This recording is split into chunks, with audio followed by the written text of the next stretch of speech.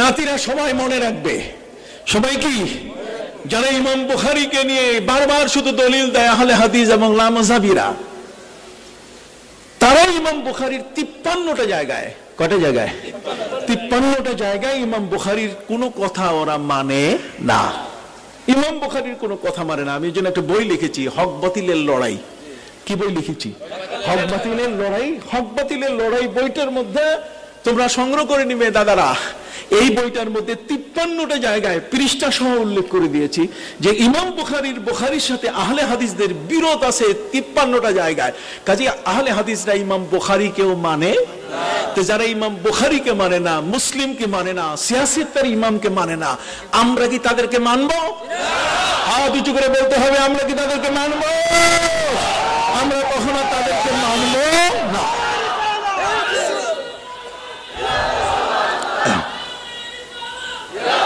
হচ্ছে এটি দলিল হিসাবে মুদাল্লাল, এটি আমলের জন্য আমল বারদার হাদিস। এই হাদিসের পরে এই হাদিসকে মনসুখ করার মতো কোন হাদিস আর আসে নাই। যেই হাদিসের পরে কোন হাদিস মনসুখ করার জন্য আসে নাই এমন হাদিসটিকে বলে কি? সুন্নাহ। এটাকে বলে কি? সুন্নাহ। খুব মনে রাখতে হবে। নবী করিম সাল্লাল্লাহু আলাইহি ওয়াসাল্লাম বলেছেন, তারাকতু ফীকুম আমরাইন কিতাবাল্লাহি ওয়া সুন্নাত রাসূলি মা ইন তামাসসাকতুম বিহিমা লান তাদিল্লু, ও কামা ক্বালা রাসূল সাল্লাল্লাহু আলাইহি ওয়াসাল্লাম। দুটো জিনিস তোমাদের কাছে রেখে গেলাম, একটি হলো আল্লাহর কিতাব আর একটি হচ্ছে তার রাসূলের সুন্নাহ। আর সুন্নাহটা হচ্ছে ঠিক এরকমই, যেমন নবী করিম সাল্লাল্লাহু আলাইহি ওয়াসাল্লাম যখন মদিনা মুনাওয়ারায় গেলেন তখন তিনি দেখতে পেলেন যে সেখানে সাধারণ মানুষেরা কুকুরের সাথে তাদের খাওয়া দাওয়া, উঠা বসা, চলাফেরা, প্রতিটি ক্ষেত্রে তারা কুকুরকে সাথে নিয়ে চলাফেরা করছে। আল্লাহর হাবিব সাল্লাল্লাহু আলাইহি ওয়াসাল্লাম দেখলেন যে এই বিষয়টি, মানুষের সাথে কুকুরের এই সম্পর্কটি বেমানান। তখন তিনি আদেশ দিলেন, আমারা রাসূলুল্লাহ সাল্লাল্লাহু আলাইহি ওয়াসাল্লাম বিকাতলিল কিলাব। নবী করিম সাল্লাল্লাহু আলাইহি ওয়াসাল্লাম কুকুর নিধনের হুকুম করলেন, নির্দেশ দান করলেন। তার নির্দেশ পালন করতে গিয়ে সাহাবায়ে কেরাম প্রায় 3টি বছর গোটা মদিনার মধ্যে তারা কুকুর নিধন করা শুরু করলেন। 3 বছরের মধ্যে মদিনা কুকুর মুক্ত হয়ে গেল, মদিনায় কোথাও কোনো কুকুর নাই। এই যে ঘটনাটি, এটি হলো হাদিস। এটা কি? সবাইকে বলতে হবে, এটা কি হাদিস। যেহেতু নবী করিম সাল্লাল্লাহু আলাইহি ওয়াসাল্লাম নির্দেশ দিয়েছেন, আমারা রাসূলুল্লাহ সাল্লাল্লাহু আলাইহি ওয়াসাল্লাম বিকাতলিল কিলাব। ঠিক অনুরূপ ভাবে নবী করিম সাল্লাল্লাহু আলাইহি ওয়াসাল্লাম বলেছেন, ইজা ওয়ালাগাল কালবু ফি ইনাই আহাদিকুম ফালইয়াগসিলহু 7 মাররাতিন ওয়া উখরাহুন্না বিতুরাব। রাসূল সাল্লাল্লাহু আলাইহি ওয়াসাল্লাম বলেছেন, তোমাদের কারো পাত্রে যদি কুকুর মুখ রাখে তাহলে সেই পাত্রটিকে তোমরা 7 বার ধৌত করো, তবে শেষবার মাটি দিয়ে মাজতে হবে। কেন মাটি দিয়ে মাজতে হবে? মাটি দিয়ে মাজতে হবে এই কারণে যে মাটির মধ্যে জীবাণু ধ্বংসকারী ক্ষমতা আছে। আল্লাহ সুবহানাহু ওয়া তাআলা মহাগ্রন্থ আল কোরআনের মধ্যে তিনি বলেছেন, আলাম নাজআলিল আরদা কিফাতা আহইয়াআন ওয়া আমওয়াতা। আল্লাহ বলেন, আমি তোমাদের জন্য কি মাটি যথেষ্ট করি নাই? জীবন্ত অথবা মৃত যেটাই হোক না কেন, মানুষের দেহ থেকে অথবা মানুষের মরদেহটা যেন কারো কোনো ক্ষতি করতে না পারে, বা এমন কোনো জীবাণু যেটি সাধারণত মানুষের ক্ষতি করতে পারে, এটি যদি মাটিতে পুঁতে ফেলা হয় তাহলে ওই জীবাণু ধ্বংস হয়ে যায়, সেই জীবাণুটা আর কখনো মানুষের ক্ষতি করতে পারে না। এই জন্যই মহাগ্রন্থ আল কোরআনের মধ্যে বলা হয়েছে, ফাবাআসাল্লাহু গুরাবান ইয়াবহাসু ফিল আরদ।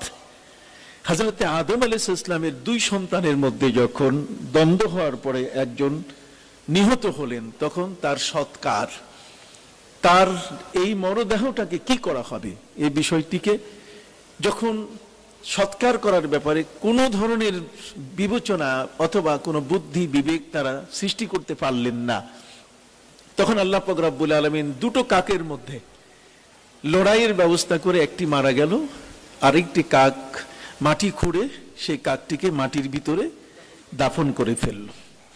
তাহলে এই যে একটি ঘটনা, ফাবাআসাল্লাহু গুরাবান ইয়াবহাসু ফিল আরদ, মাটির ভিতরে দাফন করলে একটা মরদেহের সৎকার হয়, তার জীবনও কখনো মানুষকে কখনো ক্ষতি করতে পারে না।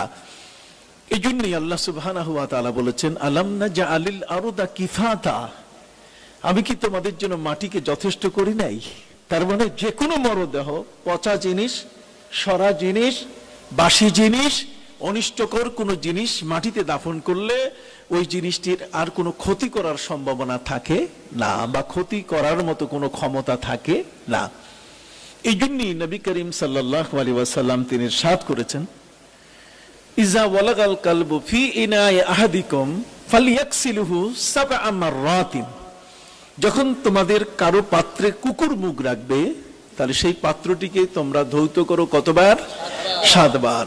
তবে নবী করিম সাল্লাল্লাহু আলাইহি ওয়াসাল্লাম স্পেসিফিকলি এখানে শেষ কথাটি বলে দিলেন, ওয়া উখরাহুন্না বিত্তরাব, শেষটি তোমাদের করতে হবে মাটি দিয়ে ধৌত করতে। শেষ মাটি দিয়ে ধৌত করতে হবে 7 বার। কুকুর মুখ রাখা পাত্রটি ধৌত করতে হবে, এটা হাদিস। এটা কি? 7 বার ধৌত করা এবং শেষবার মাটি দিয়ে এটাকে মেজে পরিষ্কার করা, এটি হলো কি? হাদিস। কিন্তু এটা সুন্নাহ না। নবী করিম সাল্লাল্লাহু আলাইহি ওয়াসাল্লাম মদিনা মুনাওয়ারায় তিনি কুকুর মারার যে নির্দেশ দিলেন, এটা হাদিস, কিন্তু এটা কি নয়? সুন্নাহ নয়।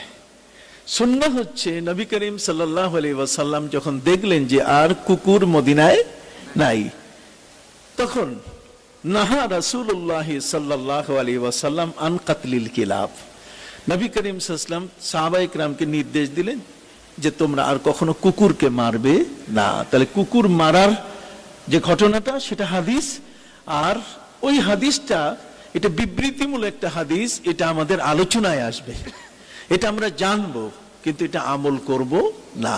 আমল হচ্ছে কুকুরকে মারা যাবে না, এখন আর মারবো না আমরা কুকুরকে। কথা বুঝে গেছে? ঠিক এমনি করে নবী করিম সাল্লাল্লাহু আলাইহি ওয়াসাল্লাম কুকুর মুখ রাখা পাত্রে পবিত্রতার জন্য 7 বার ধৌত করতে বললেন এবং শেষবার মাটি দিয়ে ঘষতে বললেন, এটা হাদিস। কিন্তু এর পরবর্তীতে নবী করিম সাল্লাল্লাহু আলাইহি ওয়াসাল্লাম তিনি বলেছেন যে কুকুর কোনো পাত্রে মুখ রাখলে 3 বার ধৌত করলেই কি চলবে। অতএব 3 বার ধৌত করার এই হাদিসটা হলো সুন্নাহ। এটা কি? হাদিস, সুন্নাহ। কথা কি বুঝে আসছে? তাহলে আগের যেটা সেটা ছিল কি? হাদিস, আর লেটেস্ট লাস্ট যেটা এটা হলো কি? সুন্নাহ। নবী করিম সাল্লাল্লাহু আলাইহি ওয়াসাল্লাম বললেন, তারাকতু ফিকুম আমরাইন, দুটো জিনিস আমি তোমাদের কাছে রেখে গেলাম, কিতাব আল্লাহি ওয়া সুন্নাত রাসূলি, একটি হচ্ছে আল্লাহর কিতাব, আরেকটা হচ্ছে তার রাসূলের কি? সুন্নাহ। এখানে হাদিসের কথা বলা হয় নাই, এখানে সুন্নাহর কথা বলা হয়েছে। আর সুন্নাহ হচ্ছে নবী করিম সাল্লাল্লাহু আলাইহি ওয়াসাল্লামের লেটেস্ট আমল। এটা হাদিসও বটে, তবে এটা আমলের জন্য রেখে যাওয়া নবী করিম সাল্লাল্লাহু আলাইহি ওয়াসাল্লামের শেষ আমল। এ কারণে আমরা হাদিসের উপরে আমল করব এটা নয়, বরং আমরা আমল করব কিসের উপরে? সুন্নাহর উপরে আমল করব। কাজেই নাভির নিচে হাত বাঁধা এটা হলো সুন্নাহ, আর বুকের উপরে হাত বাঁধা এটা হলো হাদিস। বুকের উপরে হাত বাঁধার যে ব্যাপারটা, বুকের উপরে হাত বাঁধার যে ব্যাপারটা, এটা এসছে একজন নবাবজাদার হাদিস থেকে। কার থেকে? নবাবজাদা। সে নবাবজাদা হলেন ইয়েমেনের নবাবজাদা, যিনি হলেন হযরতে ওয়াইল ইবনে হুজর। হযরতে মুআজ ইবনে জাবাল, নট মাআজ ইবনে জাবাল। মাআজ ইবনে জাবাল এটা শুদ্ধ নয়, বরং শুদ্ধ হচ্ছে কি? হযরত মুআজ। হযরতে মুআজ ইবনে জাবাল রাদিয়াল্লাহু তাআলা আনহু যখন তাকে ইয়েমেনের গভর্নর করে পাঠানো হয়, তখন ইয়েমেনের এই দায়িত্ব পালনকালীন সময় ইয়েমেনের রাজ পরিবার তার কাছে মুসলমান হয়েছিলেন। ইয়েমেনের রাজ পরিবার মুসলমান।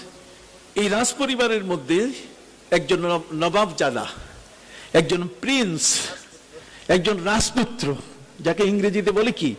প্রিন্স। তো প্রিন্স, এই রাজপুত্র, উনি ইসলাম গ্রহণ করলেন। ইসলাম গ্রহণ করার কারণে হযরতে মুআজ ইবনে জাবাল রাদিয়াল্লাহু তাআলা আনহুর কাছে তিনি বললেন যে আমি তো কিছু মাসলা মাসাইল জানতে চাই, আমি ইসলামের বিধিবিধান, প্রবিধানগুলো আমি জানতে চাই। তখন হযরতে মুআজ ইবনে জাবাল রাদিয়াল্লাহু তাআলা এই দায়িত্ব নিজের কাঁধে না নিয়ে তিনি তাকে আমন্ত্রণ জানালেন যে আপনি এখনই যদি সহজ হয় তাহলে আপনি মদিনা মুনাওয়ারায় রাসূল করিম সাল্লাল্লাহু আলাইহি ওয়াসাল্লামের খিদমতে আপনি চলে যান। হযরতে মুআয ইবনে জাবাল রাদিয়াল্লাহু তাআলা আনহু এই অনুরোধ রক্ষা করার জন্য নবাবজাদা হযরতে ওয়াইল ইবনে হুজর তিনি সেখান থেকে মদিনায় আসার প্রস্তুতি নিলেন, চলা শুরু করলেন। এই খবরটি যখন মদিনায় পৌঁছলো, নবী করিম সাল্লাল্লাহু আলাইহি ওয়াসাল্লামের খেদমতে পৌঁছার সাথে সাথে নবীজি সাহাবায়ে ইকরামকে ঘোষণা দিলেন যে ইয়ামানের রাজপুত্র মাসাইল জানার জন্য, ইসলামের বিধিবিধান জানবার জন্য তিনি মুসলমান হয়ে গেছেন, ইতিমধ্যে তিনি মদিনায় আসতেছেন। এই রাজপুত্রকে দেখার জন্য সাহাবায়ে ইকরাম উদ্গ্রীব হলেন যে নবী করিম সাল্লাল্লাহু আলাইহি ওয়াসাল্লামের হাতে, তার সাহাবীর হাতে ইসলাম গ্রহণ করা একজন মানুষ, রাজপুত্র আবার নবীর কাছে চলে আসছেন, আমরা তাকে এক নজর দেখব।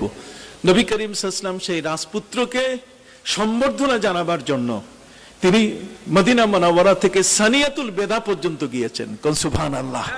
রাজপুত্র আসতেছে, দয়াল নবী ইচ্ছে করলে তিনি বসে থাকতে পারতেন তার নিজের সিংহাসনে, তিনি বসে থাকতে পারতেন তার সর্বোচ্চ মর্যাদার আসনে, কিন্তু সেখানে তিনি বসে থাকেন নাই, বরং তিনি রাজপুত্রকে সম্মান দিয়ে তাকে সম্বর্ধনা জানাতে, তাকে রেসপেক্ট করার জন্য তিনি চলে গেছিলেন কোথায়?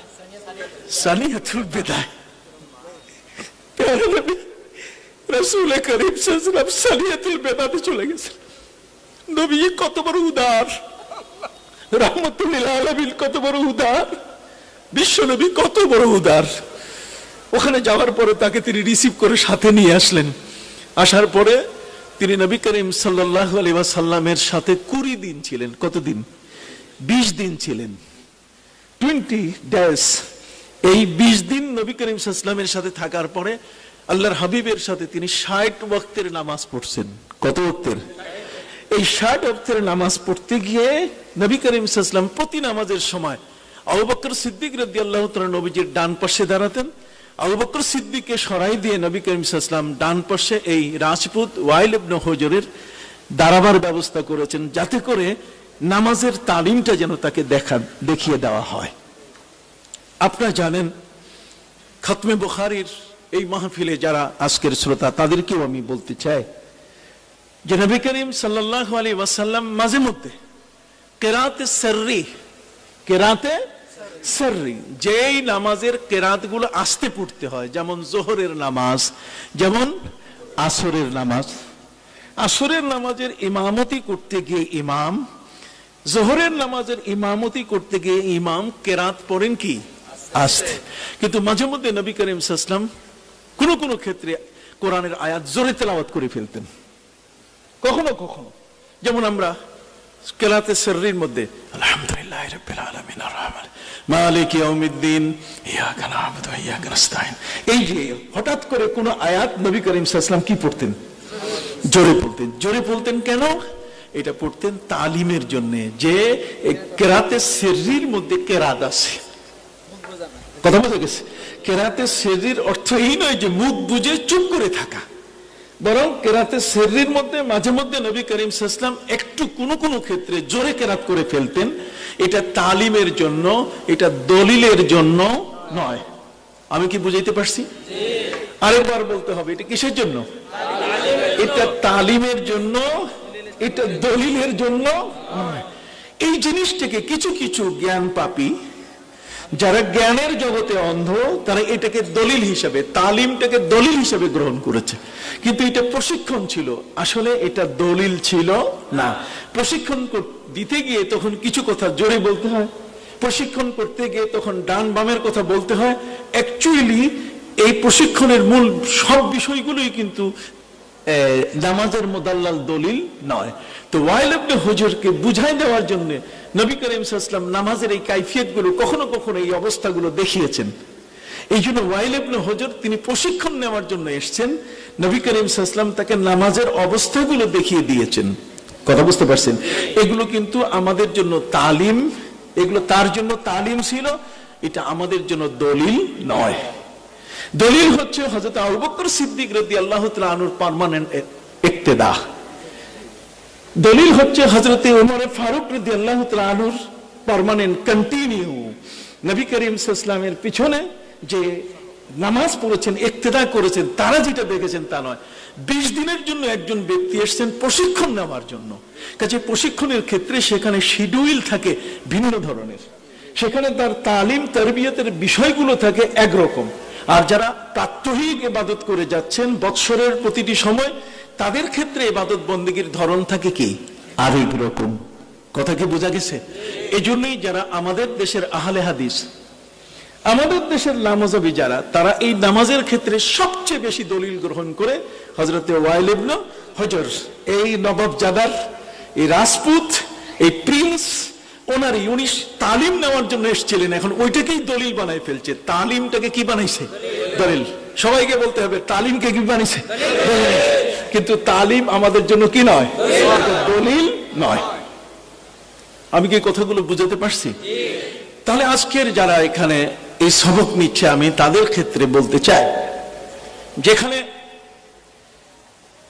হযরতে ইমাম বুখারী আলাইহির রাহমাহ, তিনি যে বুখারী শরীফের সর্বপ্রথম তিনি তার তরজমাতুল বাব যেটা নিয়ে আসলেন, তিনি সেই তরজমাতুল বাবের মধ্যে প্রথমে উল্লেখ করলেন বাব, বাবুন, বাব, বাবু কাইফা কানা বদউল ওয়াহি, বুদুউল ওয়াহি ইলা রাসূলিল্লাহি সাল্লাল্লাহু আলাইহি ওয়াসাল্লাম ওয়া কাউলিল্লাহি আযজা ওয়া জাল ওয়া কাউলাল্লাহি আযজা ওয়া জাল। আউযু বিল্লাহি মিনাশ শাইতানির রাজীম। ইন্না আওহাইনা ইলাইকা কামা আওহাইনা ইলা নূহিন ওয়ান নাবিয়্যিনা মিন বা'দি। এই তরজমাতুল বাবটা হলো এমন একটা তরজমাতুল বাব যেটি এই তরজমাতুল বাবের মাতাহাতে এর অধীনে 6টা হাদিস আনা হয়েছে। কয়টা? 6টা। সবাইকে বলতে হবে কয়টা? 6টা। এই 6টা হাদিসের কোন একটার সাথে সরাসরি ডাইরেক্ট মিল পাওয়া যায় না, যদিও দ্বিতীয় হাদিস হযরত হিশামের হাদিসের মধ্যে আছে, ইয়া রাসূলুল্লাহ কাইফা ইয়াতিকাল ওয়াহয়ু ফাকালা আহইয়ানা ইয়াতিনি মিসলা সালসালাতিল জারস ওয়া হুয়া আশাদ্দু আলাইয়া। তো কাজে এখানে মিল আছে। বাকি যে হাদিসগুলোর মধ্যে মিল দেখা, তরজমাতুল বাব শিরোনামের সাথে বক্তব্যের মিল দেখা বড় কঠিন। এখানে দুটো বিষয় সবচেয়ে বড় লক্ষণীয়। সহিহ বুখারীর মধ্যে সবচেয়ে বড় লক্ষণীয় এখানে দুটো বিষয়। তার মধ্যে প্রথম যে বিষয়টা, যে ইমাম বুখারী আলাইহির রাহমা এই তরজমাতুল বাবটা নিয়ে আসলেন কেন? ইমাম বুখারীর তরজমাতুল বাব হচ্ছে তার দাবি, অথবা তরজমাতুল বাব হচ্ছে তার সমাধান। কথা কন না? তরজমাতুল বাব হচ্ছে কোন উদ্ভূত মাসালার কি সমাধান। যে কোনো একটা ইখতিলাফ তার ভিতরে আছে, ওই ইখতিলাফের সমাধান দেওয়ার জন্যই তিনি তরজমাতুল বাব কায়েম করেছেন। কাজে এই তরজমাতুল বাবটা, তার শিরোনামটা, এটাকে উদ্ধার করতে হবে। ইমাম বুখারীর মাকসাদ, কোন উদ্দেশ্যে এই তরজমাতুল বাবটাকে তিনি নিয়ে আসলেন, তার শিরোনামটা কেন নিয়ে আসলেন, শিরোনামটার উদ্দেশ্য খুঁজে বের করতে হবে। এই উদ্দেশ্য খুঁজে বের করতে গিয়ে হযরতে উলামা ইকরাম, বড় বড় মুহাদ্দিস যারা, এখানে এসেই তারা হিমশিম খেয়েছেন। তার চেয়ে সবচেয়ে বড় হিমশিম খেয়েছেন যেখানে তিনি শুধুমাত্র বাব বিহি কালা হাদ্দাসানা, বাব শব্দ এবং হাদ্দাসানা বলে হাদিস শুরু করেছেন, মাঝখানে কোনো তরজমাতুল বাব আনেন নাই। তো তরজমাতুল বাব যদি তিনি না আনেন, তাহলে সেখানে বলে দেওয়া হয়েছে যে আমি তো এতক্ষণ এতগুলো বাবের তর্জমা, এর শিরোনাম আমি ঠিক করলাম, এখন তোমরা একটু ঠিক করো দেখি দুই একটা। এটা ইবতিলার জন্য, এটা ইমতিহানের জন্য, কতক্ষণ না, এটা পরীক্ষার জন্য। অতএব ইমাম বুখারী আলাইহির রাহমা এখানে দুটো বিষয়কে লক্ষ্য রেখেছেন। তার মধ্যে একটি হলো ফিরকায়ে ইসমাইলিয়ার কি তাদের বিরোধিতা করা, তাদের জবাব দেওয়া, যে ওহী হচ্ছে এমন একটি বিষয়, এটা নতুন কোনো বিষয় নয়, এটা হযরত নূহ নবীর কাছে ওহী এসেছে এবং তারপরে যারা আসছে তাদের উপরে কি ওহী। কাজী নবী করিম সাল্লাল্লাহু আলাইহি ওয়াসাল্লামের উপরে ওহী আসার বিষয়টা কোনো নতুন বিষয় নয়। ইন্না আওহাইনা ইলাইকা কামা আওহাইনা ইলা নূহি ওয়ান নাবিয়্যিনা মিন বা'দ। তাহলে নূহ আলাইহিস সালাম এবং তার পরবর্তী নবীদের উপরে ওহী আসার বর্ণনা, তার মানে নবী করিম সাল্লাল্লাহু আলাইহি ওয়াসাল্লামের উপরে ওহী আসা এটা কোনো অবাস্তব বিষয় নয়। আচ্ছা আরেকটু বলি বেমাজিদুল ইলম, বেশি জানার উদ্দেশ্যে একটু বলে দেই। সেটা হলো মহাগ্রন্থ আল কোরআনের মধ্যে সূরা আম্বিয়া নাযিল করা হয়েছে। কোন সূরা? একটু সবাইকে বলতে হবে কোন সূরা? সূরা আম্বিয়া নাযিল। সূরা আম্বিয়ার মধ্যে সেখানে প্রায় 25 জন নবীর আলোচনা, নবীদের আলোচনা। আল্লাহ বলছেন ওয়া মিনহুম মান কাসাসনা আলাইক ওয়া মিনহুম মান লাম নাকসুস আলাইক। কতক নবীর বিবরণী আপনাকে আমি জানিয়েছি আর কতক নবীর বিবরণী আমি জানাই, কিন্তু এরপরে পুরা স্পষ্ট করে আল্লাহ দিয়েছেন ওয়া কুল্লান নাকুসু আলাইক। কারো জীবনী বাদ দেয়নি, সবগুলোর জীবনী আপনার সামনে তুলে ধরেছি। সূরা আম্বিয়ার মতো একটা সূরা নাজিল করে যে মূল উদ্দেশ্যটি আমাদের সামনে আনা হয়েছে, এ যাবত আমার যতটুকু চিন্তা গবেষণা, তাতে আমি দেখেছি যে মহাগ্রন্থ আল কোরআনে হযরত মুসা আলাইহিস সালামের বিবরণ, হযরত ঈসা নবীর বিবরণ, হযরত নবী সুলাইমান আলাইহিস সালামের বিবরণ, হযরত নবী দাউদ আলাইহিস সালামের বিবরণ, হযরত নবী ইব্রাহিম আলাইহিস সালাম, হযরত ইসমাঈল, হযরত ইউনূস, ওয়া যান্নুন ইয যাহাবা মুগাদিবা ইত্যাদি বিষয়গুলোকে আনার উদ্দেশ্য হলো আমার নবীর শান মান, নবীর নবুয়তের মর্যাদা, তার সম্মানকে হাইলাইট করা। নবীদের জীবনে আনার উদ্দেশ্য হচ্ছে আমার নবীর জীবনীকে প্রতিষ্ঠা করা। কথা কি বুঝে গেছে?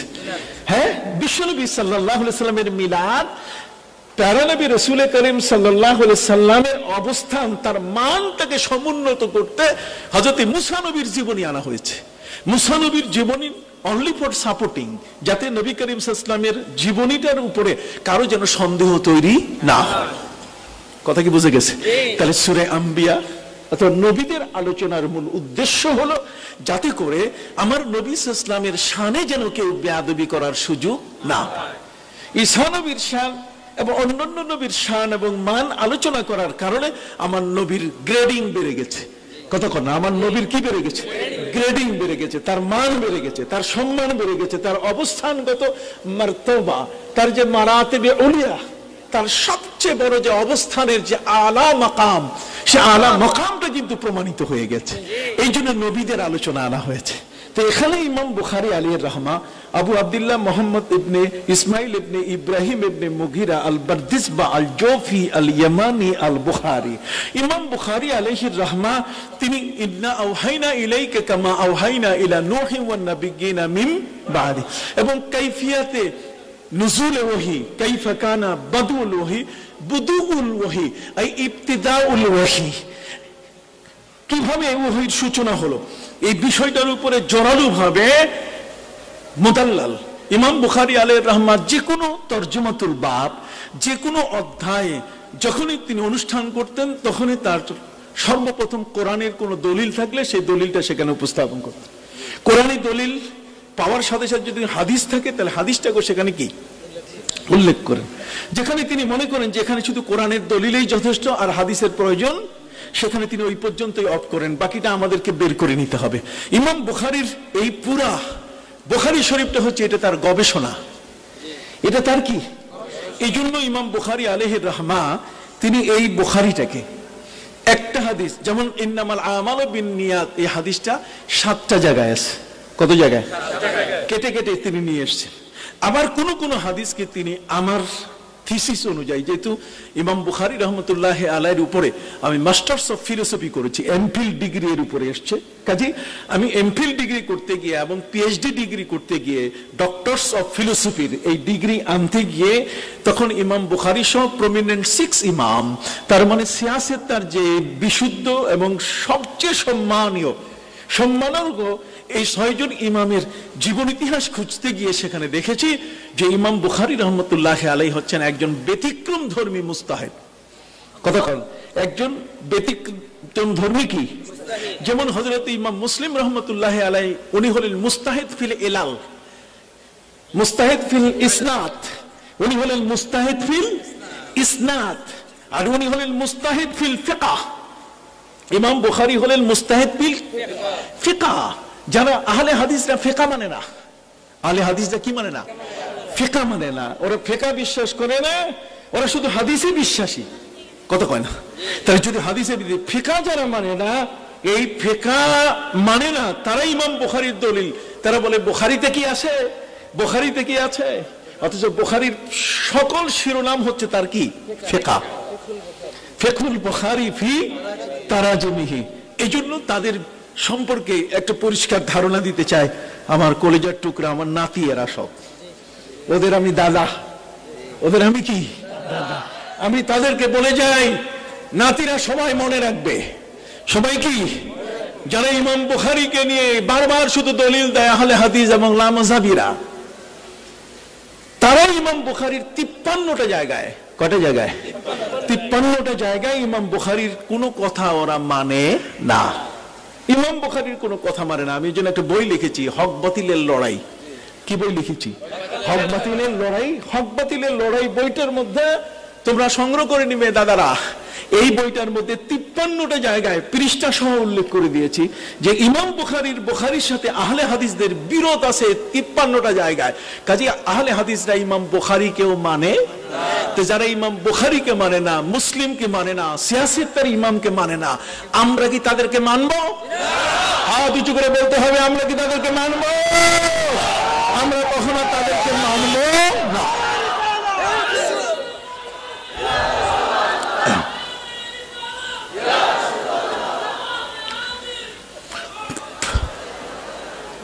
আরেকটি কথা যেটা বলতে চাই, একটা হলো ফেরকা ইসমাইলিয়া।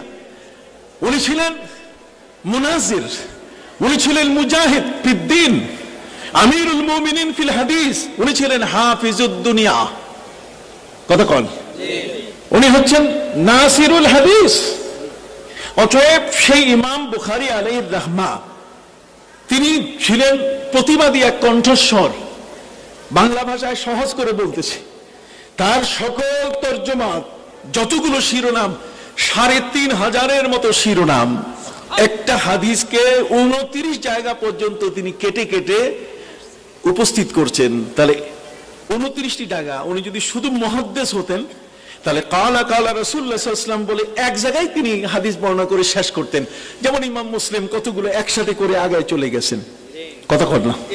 কিন্তু ইমাম বুখারী রাহমাতুল্লাহ আলাইহি ওই হাদিসের পেট থেকে, ওই হাদিসের সার নির্যাস বের করতে করতে 29টি জায়গায় ব্যবহার করার অর্থ হলো যে 29টি ইস্তিহাদ, 29টি মাসালা তিনি বের করছেন।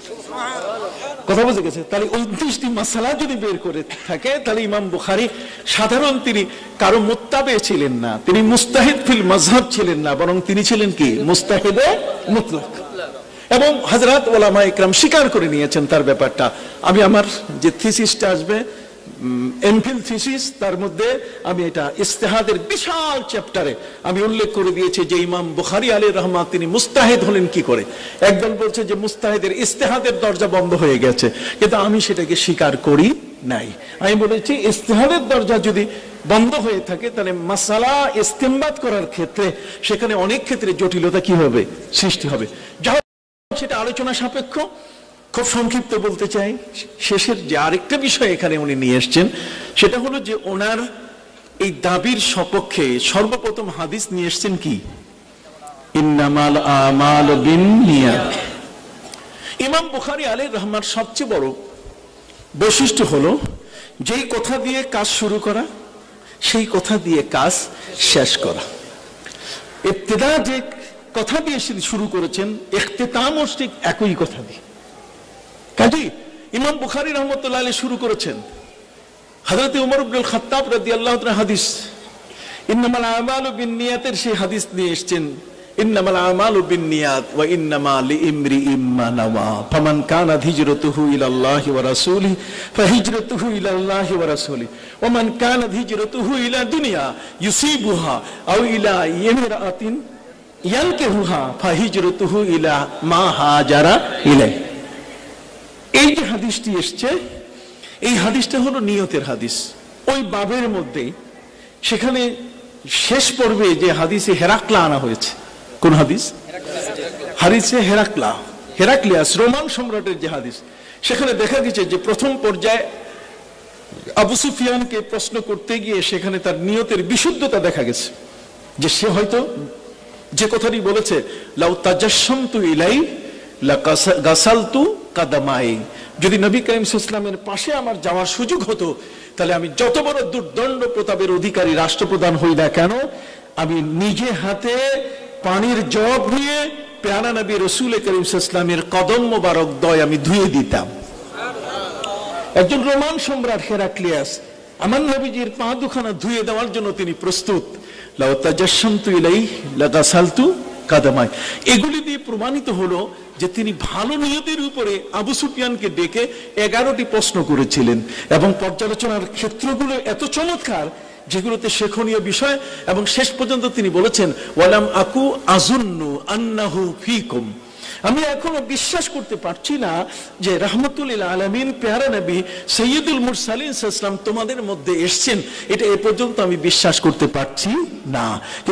তোমাদের কাছে প্রশ্ন করে যে উত্তরগুলো পেয়েছি তাতে আমি নিশ্চিত হয়েছি যে তিনি তোমাদের মাঝে আগমন করেছেন, শুভাগমন করেছেন।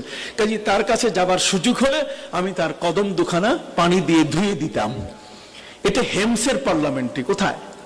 হেমসের পার্লামেন্টে, যখন এই হেরাক্লিয়াস নিয়ত করেছিলেন যে পারস্য রাজের উপরে যদি আমি জয়লাভ করি, তাহলে জয়লাভ করলে আলিফ লাম মিম গুলিবাতির রোম ওয়া হুম মিন বাদি গালাবিহিম সায়াগলিবুন, রোমানরা যদি পারস্য আগুন পূজারীদের উপরে, পারস্য রাজের উপরে যদি জয়লাভ করতে পারে, তাহলে হেরাক্লিয়াস রোমান সম্রাট নিয়ত করেছেন যে আমি খালি পায়ে হেঁটে বাইতুল মুকাদ্দাসে গিয়ে আমি 2 রাকাত নামাজ পড়ব। কাজেই পারস্য রাজের উপরে রোমান সম্রাট যখন বিজয় লাভ করেছে, বিজয় লাভ করার পরে উনি ওনার মানত পূরণ করার জন্য, মান্নত নয় কি মানত, শব্দটা কি আবার বলতে হবে, শব্দটা কি? আমরা উচ্চারণ করতে গিয়ে বলি মান্নত, না, মান্নত কোনো শব্দ নাই, শব্দটা কি? মানত। অতএব তিনি তার মানত পূরণ করার জন্য তিনি যখন বাইতুল মুকাদ্দাসে আসলেন, প্রত্যেকটা রাজা বাদশাহ যে যেখানে যান তার একটা পার্লামেন্ট থাকে। অতএব সেখানে বাইতুল মুকাদ্দাস জেরুসালেমের পাশে একটা পার্লামেন্ট ছিল, যে পার্লামেন্টের নাম হলো হেমস। নাম কি? বুখারীতে তার নাম এসেছে।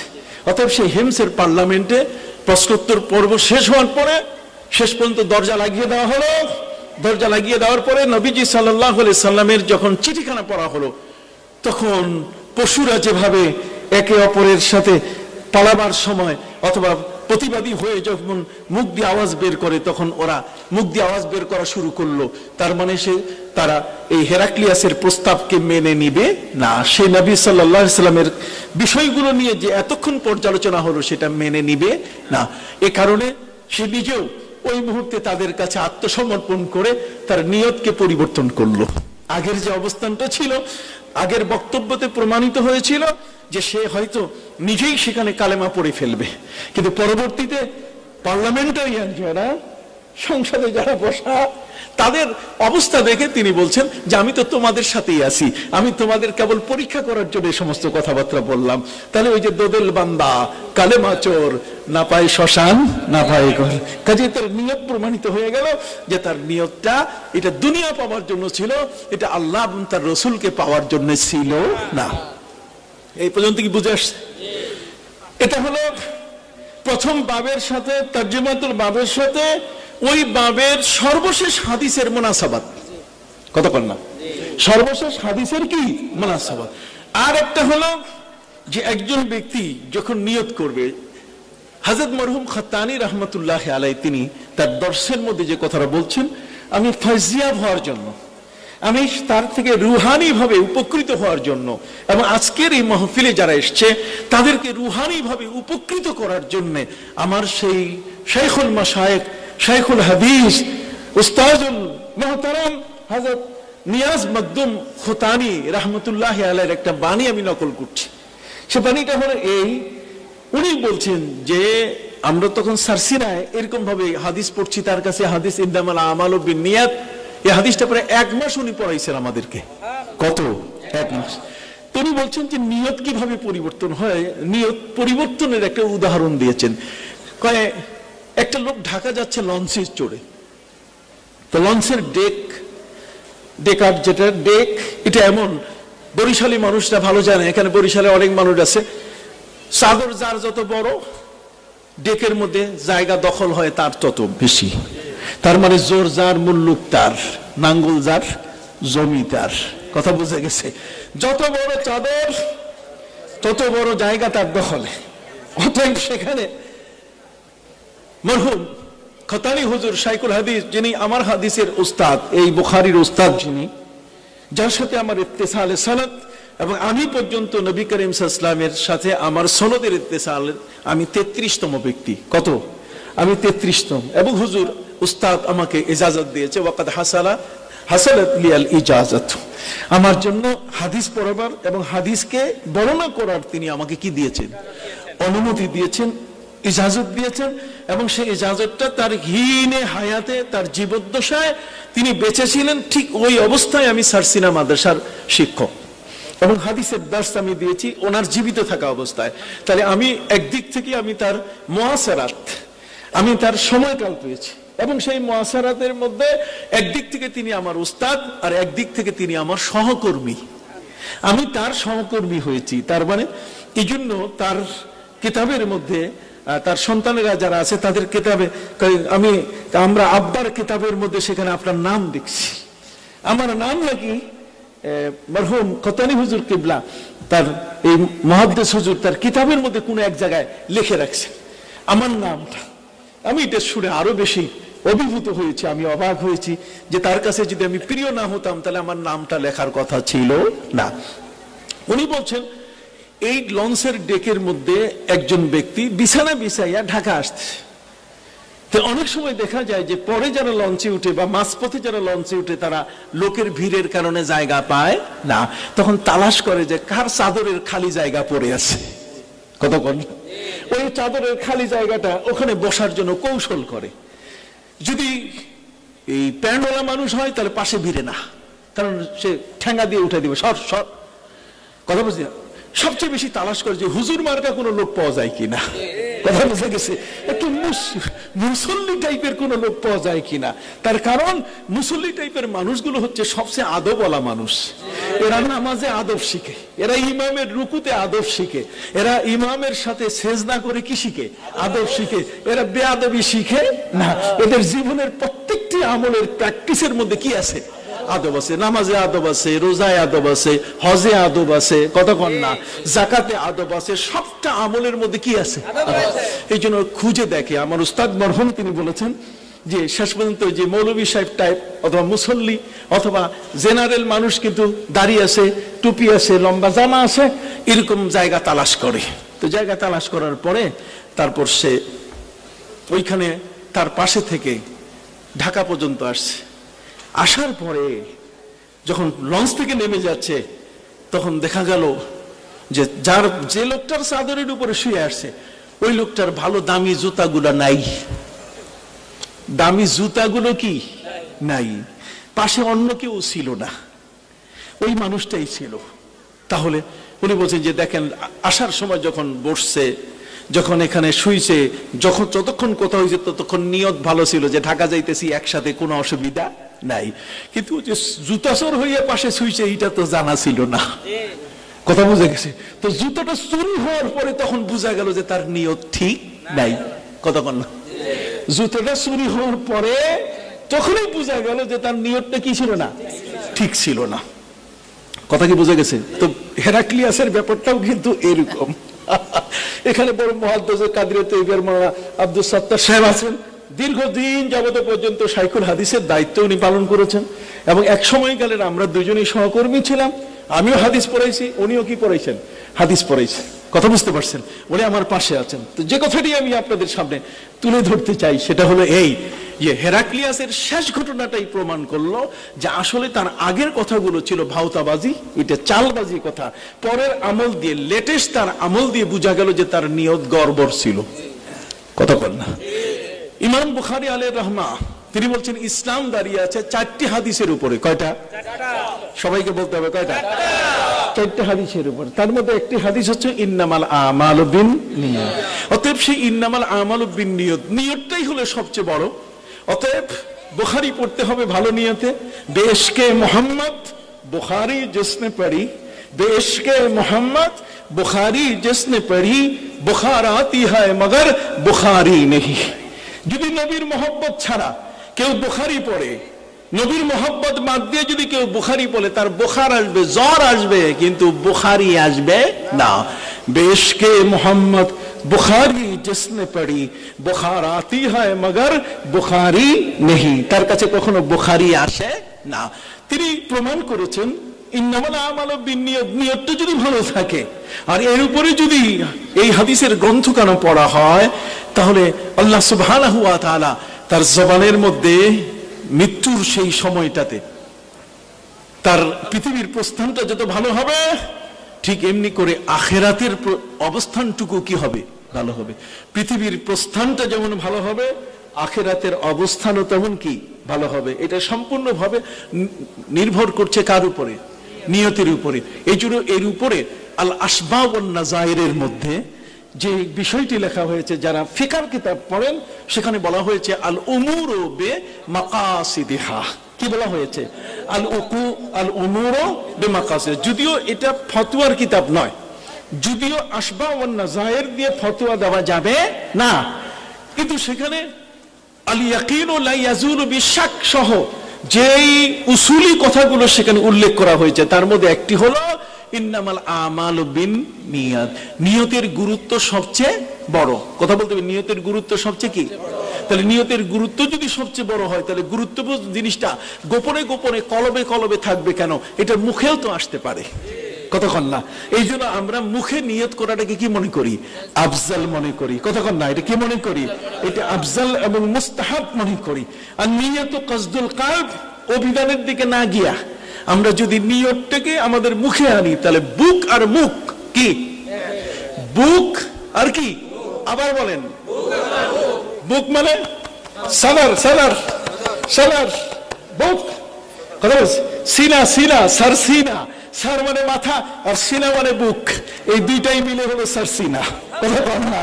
এই দেশের এলেমের মাথা আর এলেমের সিনা হলো কি? সার সিনা। কথা বল না। এই হলো সার, আর এটা হলো কি? সিনা। সার মানে মাথা আর সিনা মানে বুক। তো যার বুক আর কি মুখ, এই দুইটা যখন এক হবে, তখন ইবাদতের মধ্যে কি আসবে? তাছাড়া হাদিসের মধ্যে এসছে, নবী করিম সাল্লাল্লাহু আলাইহি ওয়াসাল্লামের কাছে সাহাবী বলছেন, ইয়া রাসূলুল্লাহ ইন্নী নাওয়াইতু আন আতাসাদদাক। হে নবী, আমি নিয়ত করছি আমি এটা সাদকা করব। লে ফুলানিন। নবী করিম সাল্লাল্লাহু আলাইহি ওয়াসাল্লাম বলছেন, না, লে ফুলানিন না করে তুমি আমিরের জন্য নিয়ত করো। এখানে নবী করিম সাল্লাল্লাহু আলাইহি ওয়াসাল্লামের কাছে সাহাবী সরাসরি বলছেন, ইয়া রাসূলুল্লাহ ইন্নী নাওয়াইতু। কি শব্দ বলছেন? নাওয়াইতু। তাহলে নাওয়াইতু শব্দ তো সাহাবী রাসূলের সামনে জোরে বলছেন, তাহলে জোরে বললেন, নিয়ত জোরে বলতে বাধা কোথায়? এটা হাদিস দ্বারাও কি সাব্যস্ত। কথা না, এটা হাদিস দ্বারাও কি সাব্যস্ত। এই জন্য দারুন নাজাত মাদ্রাসা, এই মাদ্রাসায় না পড়লে এই শব্দগুলো খুঁজে পাওয়া যাবে না। এগুলো সমস্ত ওয়াহাবি মাদ্রাসায় খুঁজে পাওয়া যাবে না। শেষ বিষয় যেটা, সেটা বলতে চাই, কথা বললে তো চলতেই থাকবে। বিষয়টা হলো এই যে ইন্নামাল আমালু বিন্নিয়াত, আই ইন্নামা তুসাবুল আমালে বিন্নিয়াত। ইন্নামা তুসাবুল আমাল বিন্নিয়াত। তুসাবুল আমাল বিন্নিয়াত, যে আমলের সওয়াব আসবে কিসের উপরে? তো নিয়তের উপরে। তো নিয়ত ছাড়া কিন্তু সওয়াব পাওয়া যাচ্ছে না। এই জন্যই হযরত ওমর ইবনুল খাত্তাব রাদিয়াল্লাহু তাআলা তার ছেলের কাছে চিঠি লিখেছেন, ওয়া কাতাবা ওমর ইবনুল খাত্তাব ইলা ইবনিহি আব্দুল্লাহ ইবনে উমর আনিত্তাকিল্লাহ ফাইন্নাত তাকওয়া ওয়াকাহু ওয়াত তাওয়াক্কুল কাফাহু, ওয়াত তাওয়াক্কুল কাফাহু, ওয়া কারদুল্লাহি জাযাহু, ওয়া শুকরুল্লাহি যাদাহু। ফালতাকুনিত তাকওয়া নসীব আমালিহি ওয়া ইমাদাত সাওয়াবিহি। তিনি তার ছেলেকে বলছেন, শোনা, যে তুমি সব সময় আল্লাহর প্রতি কি করবে? তাওয়াক্কুল করবে, তাকওয়া অর্জন করবে। আল্লাহ বিপদ থেকে বাঁচাই দিবেন, সমস্ত অপরাধ থেকে তুমি মুক্তি পাবে।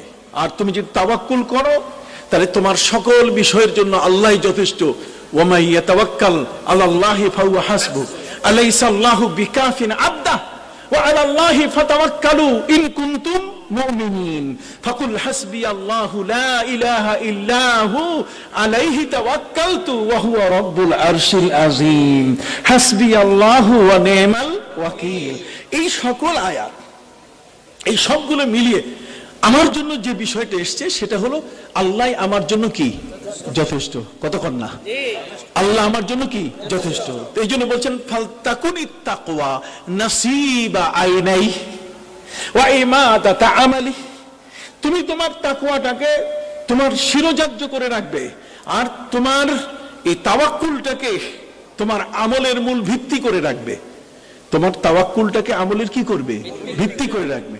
আর ঠিক এমনি করে ফালা আমালা ইল্লা বিনিয়াতি ওয়ালা তাওয়াক্কুলা ইল্লা বিআকিদাতিহি, যদি আল্লাহর প্রতি তোমার বিশ্বাস না থাকে তাহলে তোমার তাওয়াক্কুলের কোনো ভিত্তি সৃষ্টি হবে না। কথা কি বুঝে গেছে? তো কাজেই সেক্ষেত্রে নিয়ত অত্যন্ত গুরুত্বপূর্ণ একটা বিষয়। সেই গুরুত্বপূর্ণ নিয়তের বিষয়টার উপরে ভিত্তি করে কিন্তু আমার আখিরাতের নাজাতের বিষয়।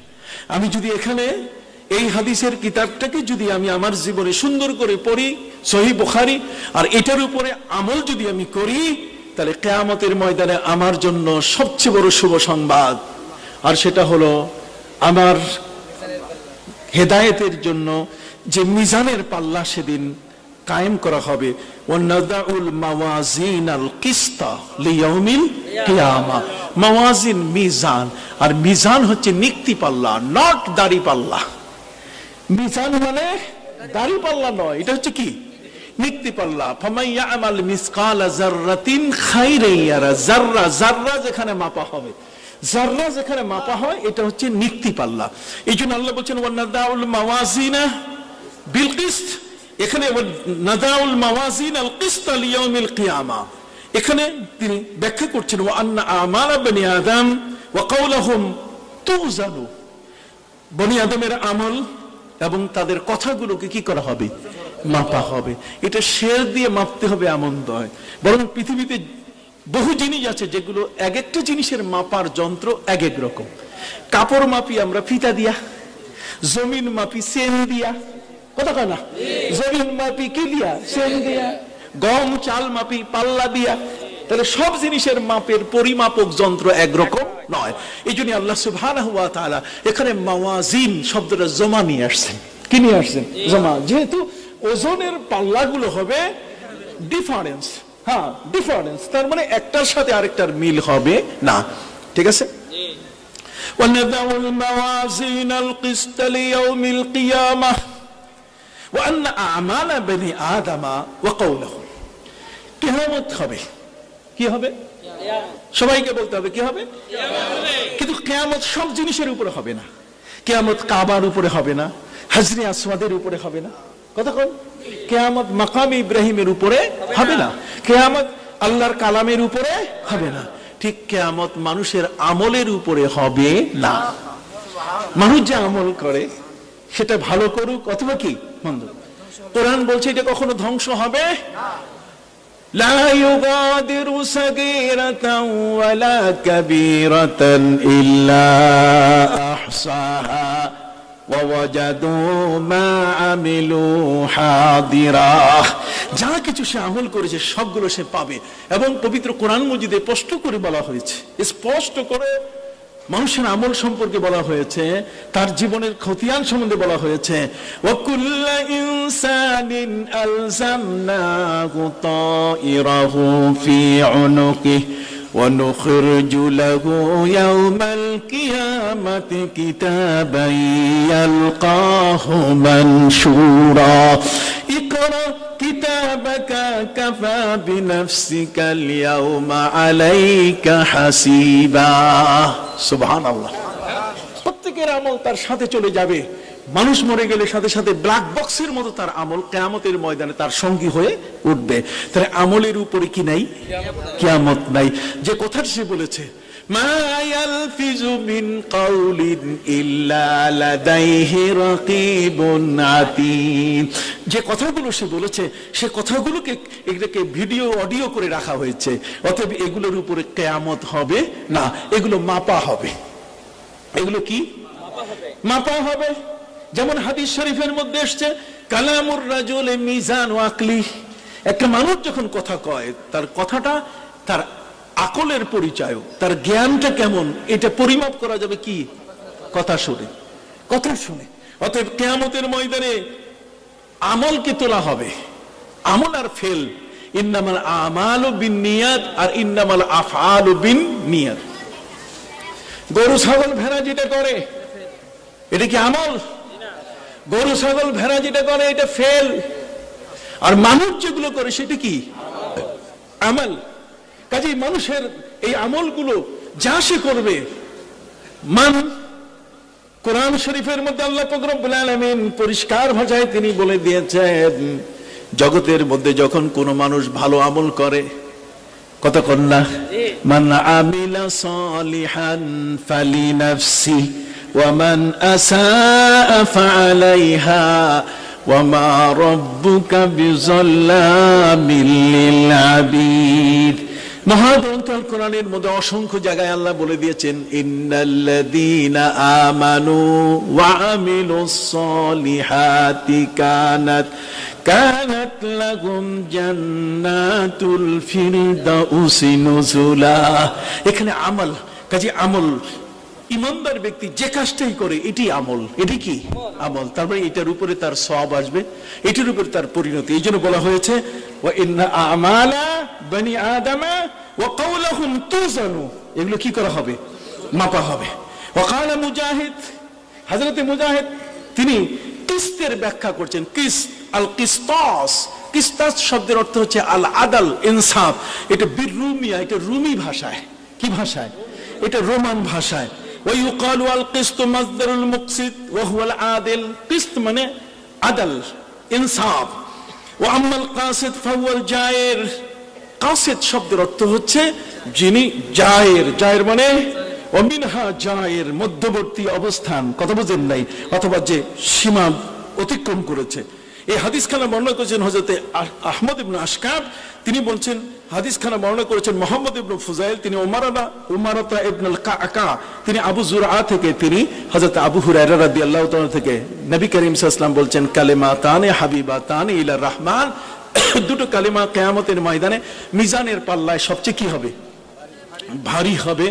হাবিবাতানি ইলার রহমান, খুব প্রিয় আল্লাহর কাছে, খফিফাতানি আলাল লিসান, জিহ্বায় উচ্চারণ করা বড় সহজ, তবে এটা কিয়ামতের ময়দানে পাল্লায় কি হবে, ভারী হবে। আর সেটা হলো সুবহানাল্লাহি ওয়া বিহামদিহি সুবহানাল্লাহিল আযীম। আল্লাহ আমাদের আমল করার তৌফিক দিন, সকল বলে আমিন। মারহাবা মারহাবা।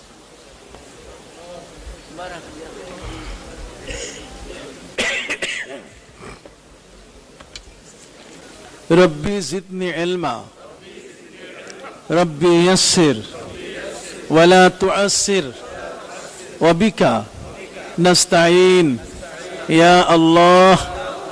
রব্বি ইয়াসসির ওয়ালা তুআসসির ওয়া বিকা নাস্তাঈন ইয়া আল্লাহ। বিসমিল্লাহির রহমানির রহিম। وبه قال حدثنا محمد بن علي قال حدثنا النضر بن شميل قال أنبأنا ابن عوف عن ابن سيرين قال هذا الحديث دين فانظروا عمن تأخذون دينكم। হযরত ইমাম তিরমিজি রাহমাতুল্লাহি আলাইহি তিরমিজি শরীফের যে হাদিসখানা নিয়ে এসেছেন, এই হাদিসখানা ইমাম মুসলিম রাহমাতুল্লাহি আলাইহি তার মুকদ্দমায়ে মুসলিমের মধ্যে এটা আলোচনা করছেন। এই হাদিসখানা এসেছে ইমাম মুসলিম রাহমাতুল্লাহি আলাইহির সহিহ মুসলিমের মুকদ্দমায়, মুসলিম ইবনে হাজ্জাজ আল কুশাইরি তার মুকদ্দমায় নিয়ে এসেছেন। এই হাদিসখানা নানা দিক থেকে গুরুত্বপূর্ণ। এই হাদিসখানা যিনি বর্ণনা করেছেন হযরত আবু ঈসা মুহাম্মদ ইবনে ঈসা ইবনে সাওরাতা আত-তিরমিজি, কতক্ষণ রাহিমাহুল্লাহু তাবারাকা ওয়া তাআলা। সেই ইমাম তিরমিজি বা তারমিজি, তারমিজ অথবা তিরমিজ, বেকাসরি তা অথবা বেফাতিহি তা, দুই ভাবেই বলা যাবে। একটা হচ্ছে তারমিজ আর একটা কি তিরমিজ। এগুলো সব, এই নামগুলো হচ্ছে সব অনারবি নাম, এগুলো একটা আরাবিয়ান নাম নয়, এগুলো আরবি ভাষার কোনো নাম নয়। তার কারণ হচ্ছে সিয়াসেতার যে 6 জন প্রসিদ্ধ মুহাদ্দিস, এই সিয়াসেতার 6 জন ইমাম সহিহ মুসলিম, বুখারী ও তিরমিজি, আবু দাউদ, ইবনে মাজাহ, নাসাই, এই সিয়াসেতার হাদিসের যে 6 জন ইমাম তারা সবাই অনারবি ছিলেন, কেউ আরাবিয়ান ছিলেন না। ইমাম মুসলিমকে নিয়ে ঝগড়া আছে। কাকে নিয়ে একটু বলতে হবে, না হলে হবে না। আমার নাতিরা আমার কাছ থেকে নিতে গেলে তো কথা মুখ খুলতে হবে, সিংহের মতো মুখ খুলতে হবে। আমরা শুধুমাত্র মাঠের বক্তা নই, আমরা কেতাবেরও বক্তা। কথা বুঝে গেছে? মাঠেই আমরা বক্তব্য রাখি তা কিন্তু নয়। অতএব দাদার মতো সিংহের মতো কথা বলতে হবে, শিয়ালের মতো কথা বলা যাবে না। দারুন নাজাত মাদ্রাসায় এগুলো সব একটা বাঘ জন্ম নিচ্ছে, সিংহ জন্ম নিচ্ছে। কথা বুঝে গেছে? আল্লাহ তাআলা যেন এদের মাধ্যমে দ্বীনকে গোটা জগতে আল্লাহ যেন প্রকাশ করে দেন। আমি আমেরিকায় গিয়েছি, আমাকে দারুন নাজাত সম্বন্ধে বলে, দারুন নাজাত আপনি চিনেন? আমাকে বলে আপনি চিনেন? আমি চিনি। কিরকম চিনতে বলেন? কিরকম? আমি অবাক হয়ে যাই। আমি পৃথিবীর যেখানে যাই সেখানে দারুন নাজাতের নাম শুনি। আমি কানাডায় গেলাম, কানাডার উইন্ডজরে গেলাম, সেখানে দারুন নাজাতের নাম। আমি নিউ ইয়র্কে গেলাম, মিশিগানে গেলাম, হেমেট্রোবিক শহরে গেলাম, বোস্টনে গেলাম, ফ্লোরিডায় গেলাম, লস অ্যাঞ্জেলসে গেলাম। কথা বুঝে গেছে? আমি বাফলোতে গেলাম, আমি নিউ জার্সিতে গেলাম, পেনসিলভেনিয়ায় গেলাম, ফিলাডেলফিয়ায় গেলাম, ওয়াশিংটন ডিসিতে গেলাম, সব জায়গায়। আবার ওদিকে ইংল্যান্ডের মধ্যে ইউনাইটেড কিংডম, সেখানে এই যে Coventry, Birmingham, Tipton, Luton, Portsmouth, Oxford, Cambridge, তারপরে ম্যানচেস্টার, তারপরে লন্ডন সহ কার্ডিফ সহ কোনো জায়গায় বাদ নাই। ইউরোপে গেলাম, সেখানেও দেখি দারুন নাজাত। ইটালির মধ্যে আমি রোমে গেলাম, ভেনিজিয়ায় গেলাম, প্যারাডোতে গেলাম, মিলানে গেলাম, তারপর গ্যান্দারবোতে গেলাম। কত জায়গা যে আল্লাহ আমাকে নিয়েছেন, আলহামদুলিল্লাহ। আমি সুইজারল্যান্ডে গেলাম, আমি জার্মানিতে গেলাম, ফ্রান্সে গেলাম। যেখানেই যাই সেখানে দারুন নাজাত। আপনি দারুন নাজাত চিনেন? আরে আমি না চিনলে চিনবে কে? কথা বলেন। আমি যদি না চিনবে কে? তাহলে ইউটিউব খোলেন। ইউটিউব খুলবো কোন জায়গায়? আমি যে একটা ছাত্র ৩,৫০০ হাদিস মুখস্থ, খোলেন, শুনেন, কতক্ষণ না খোলেন তাড়াতাড়ি। ওরা দেখে কই এইটা অনুষ্ঠান তো দেখছি। আপনি দাদা? আমি ওরা সব আমার নাতি। এই দাদা নাতির খেলা চলছে সারা বিশ্বে। কথা বলেন, সারা বিশ্বে খেলা চলছে কি?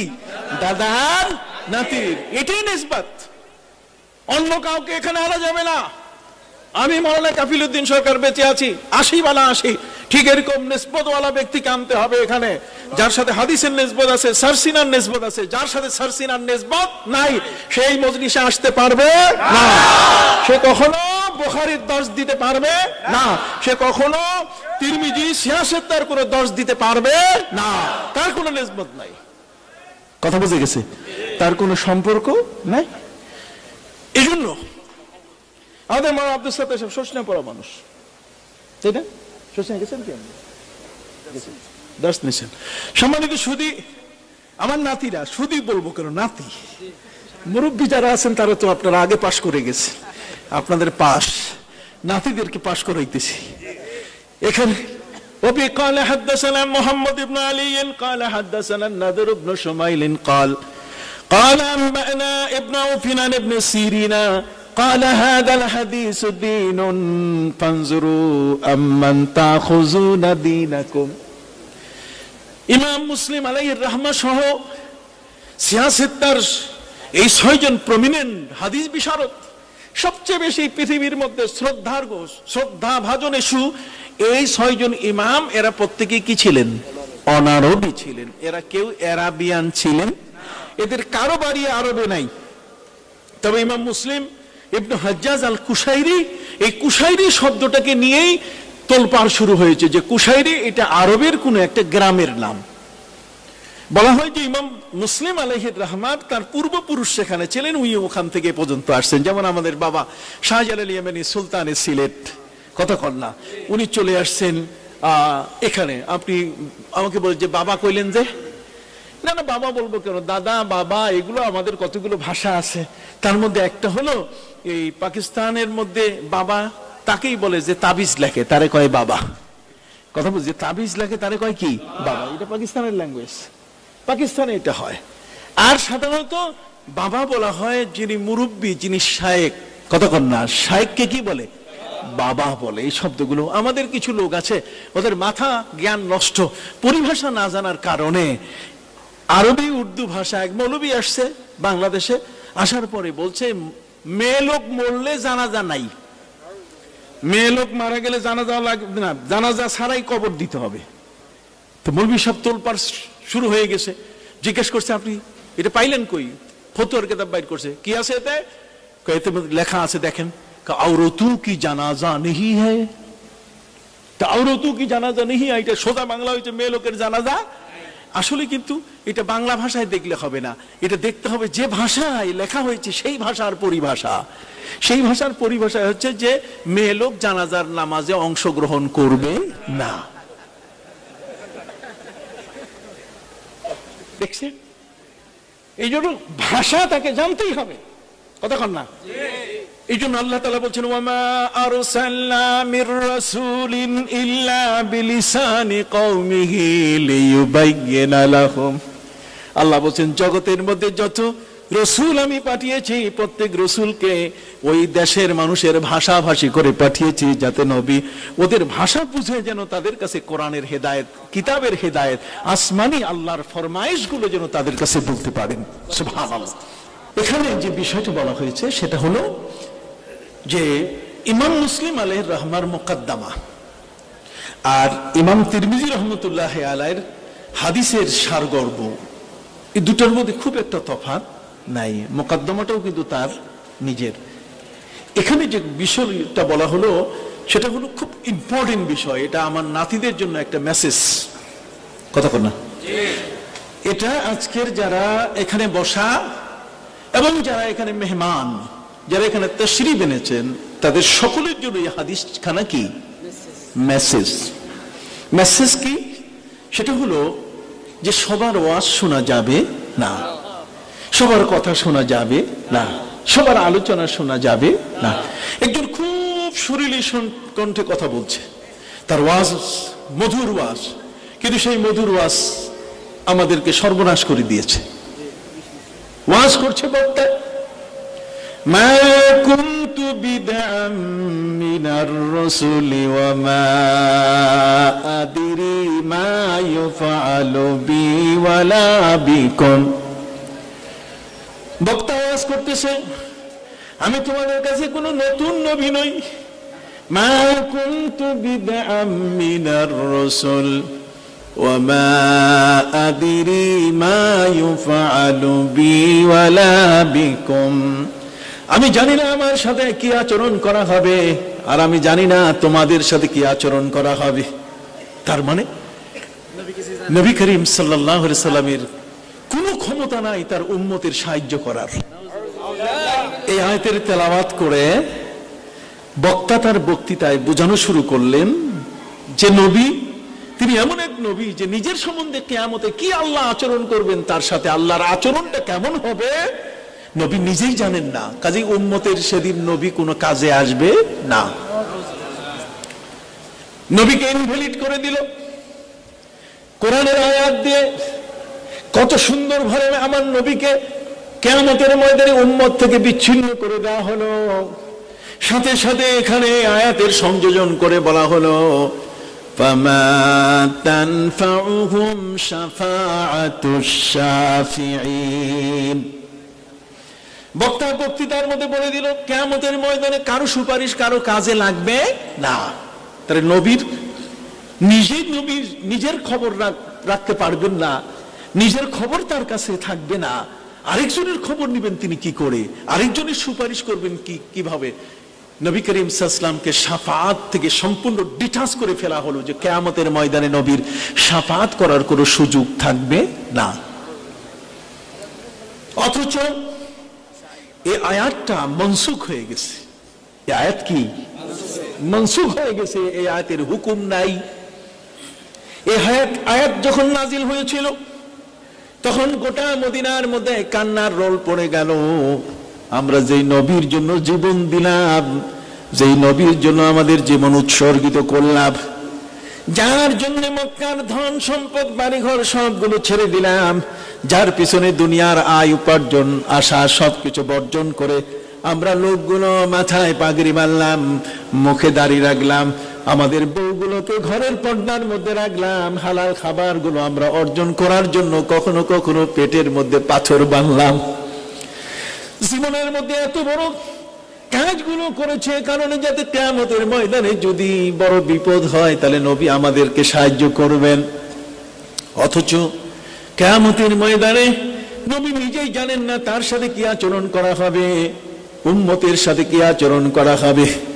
কান্নার রোল পড়ে গেল গোটা মদিনায়। ঠিক ওই মুহূর্তে আল্লাহ পাক রব্বুল আলামিন মহাগ্রন্থ আল কোরআনের সূরা আল ফাতহ নাজিল করলেন। আল্লাহ পাক রব্বুল আলামিন নাজিল করে গোটা বিশ্বের সকল উম্মত কিয়ামত পর্যন্ত সবাইকে আল্লাহ পাক রব্বুল আলামিন আশ্বস্ত করে বললেন, লিয়াগফিরা লাকাল্লাহু মা তাকদ্দামা মিন যামবিকা ওয়া মা তাআখার। হে নবী, আপনার আগের পরের কোনো কিছুই নাই, সব আল্লাহ ক্ষমা করে দিয়েছেন, আপনি মাসুম নবী। অতএব কিয়ামতের ময়দানে আপনি যাকে ইচ্ছা তাকেই সুপারিশ করতে পারবেন। নবীজি বললেন, শাফাআতি লিআহলিল কাবাইর মিন উম্মতি, আমার উম্মতের মধ্যে তোমরা যারা গুনাহে কবিরা করেছো নিরাশ হয়ে যেও না, আমি রাসূল তোমাদেরকে কিয়ামতের ময়দানে শাফাআত করব। হযরতে মায়েশা রাদিয়াল্লাহু তাআলা বললেন, ইয়া রাসূলুল্লাহ, ইয়া হাবিবাল্লাহ, প্রতিদিন আসরের সময় আপনি স্ত্রীদের খোঁজ খবর নেন, রাসূল সাল্লাল্লাহু আলাইহি ওয়াসাল্লাম কিয়ামতের ময়দানে কি আপনি আমাদের খোঁজ খবর নেবেন? আমার নবীজি বললেন, ইয়া আয়েশা তো সালাসাতু মাওয়াতিনা, আয়েশার তিনটে জায়গা এমন যে তিনটে জায়গায় তোমাদের কারো কোনো খোঁজ আমি নিতে পারবো না। তার মধ্যে একটি হলো ইনদাল হিসাব ওয়া ইনদাল কিতাব ওয়া ইনদাস সিরাত। তোমাদের হিসাব যখন শুরু হবে, আমার উম্মতের হিসাব শুরু হলে তখন তোমাদের কাছে আর যাওয়ার সুযোগ থাকবে না। আমার উম্মতের জন্য হিসাবটা হিসাবাই ইয়াসিরা হয়, সেটা যেন সহজ হিসাব হয়। সুবহানাল্লাহ। এই জন্য আমি উম্মতের পাশে পাহারাদারি করব। ওদের নামায় আমল যখন হাজির করা হবে, তখন নামায় আমল নামার সামনে আমি রাসূল উপস্থিত থাকব। ওদেরকে যখন জাহান্নামের উপরে হেঁটে হেঁটে জান্নাতের দিকে যাওয়ার জন্য নির্দেশ দেওয়া হবে, সেই সিরাতের পাশে আমি রাসূল সেখানে অবস্থান নেব। সুবহানাল্লাহ। তাহলে এতগুলো জায়গায় নবীজি অবস্থান নেবেন, স্ত্রীদের খোঁজ নিতে পারবেন না। তাহলে কিয়ামতের ময়দানে উম্মতকে নিয়ে নবী কি থাকবেন? ব্যস্ত। সুবহানাল্লাহ। অথচ সেই নবীকে কৌশল করে তাকে অপমানিত করা হলো।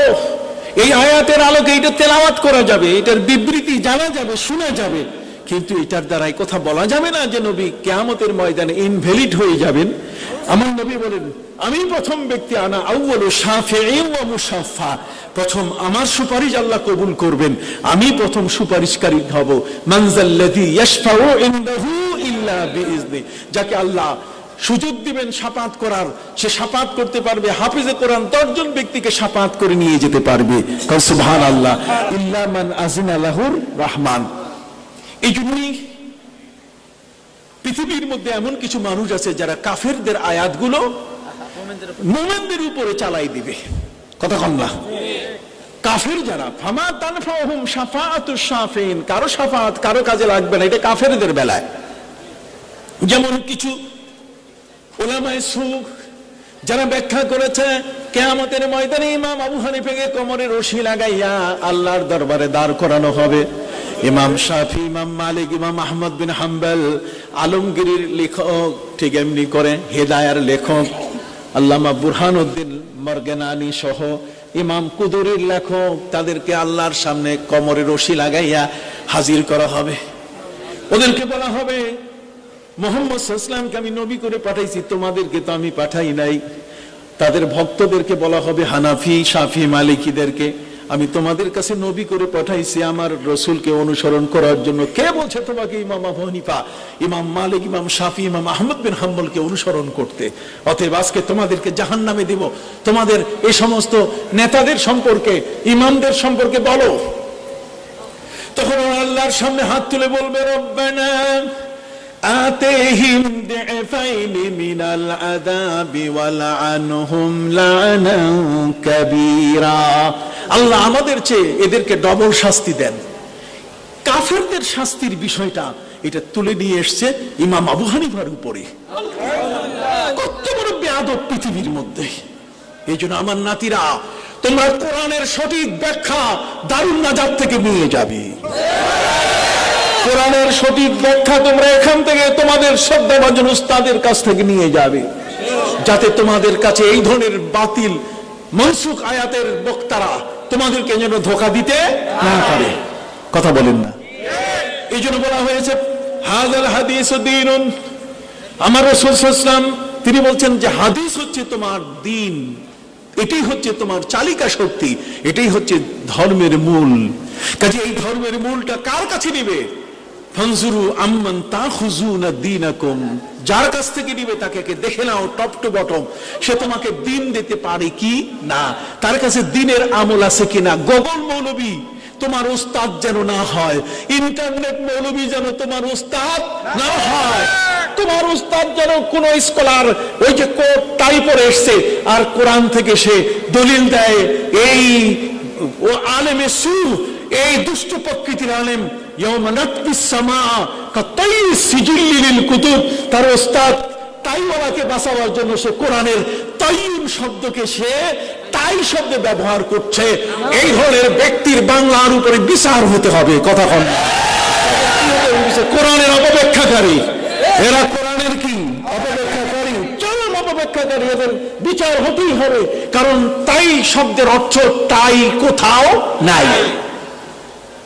তল হচ্ছে রোল, يوم نطوي السماء كطي السجل للكتب كما بدأنا أول خلق نعيد।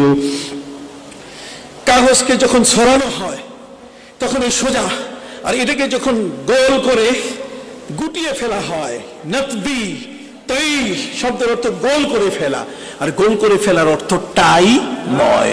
এই ধরনের ওলামায়ে সু, এই ধরনের কোরআনের অপব্যাখ্যাকারীর মাদ্রাসায়ও পড়া যাবে না। কথা বোঝা গেছে?